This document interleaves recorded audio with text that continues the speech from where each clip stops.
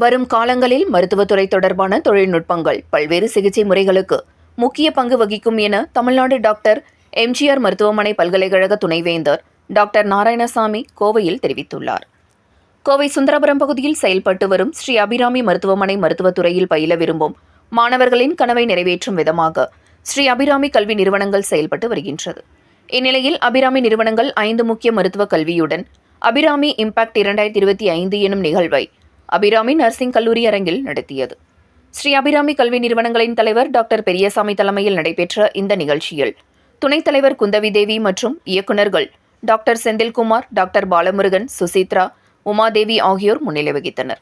விழாவில் சிறப்பு விருந்தினராக தமிழ்நாடு டாக்டர் எம்ஜிஆர் மருத்துவ பல்கலைக்கழக துணைவேந்தர் டாக்டர் நாராயணசுவாமி கலந்து கொண்டு இம்பாக்ட் நிகழ்வை துவக்கி வைத்தார். இதில் கூட்டு சுகாதார அறிவியலில் புதிய படிப்புகள், அபிராமி எலைட் நர்சிங் திட்டம், மருந்தியல் கல்லூரி விலங்கு இல்லத்தின் திறப்பு விழா, முதுகலை மருத்துவ திட்டம் துவக்கம் மற்றும் புதிய ஸ்ரீ அபிராமி கார்ப்பரேட் அலுவலக திறப்பு என 5 புதிய ஒருங்கிணைக்கப்பட்ட அபிராமி இம்பாக்ட் நிகழ்ச்சியை துவக்கி வைத்தார்.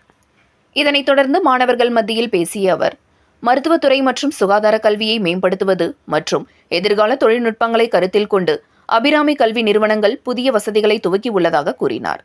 மருத்துவத்துறை தொடர்பான நர்சிங், மருத்துவம், பிசியோதெரபி, தொழில்நுட்பம் மற்றும் சிகிச்சை முறை அறிவியல் நவீனமாகி வருவதாக பேசிய அவர், வரும் காலங்களில் மருத்துவத்துறையில் தொழில்நுட்பங்கள் முக்கிய பங்கு வகிக்கும் என தெரிவித்தார் என்பது குறிப்பிடத்தக்கது.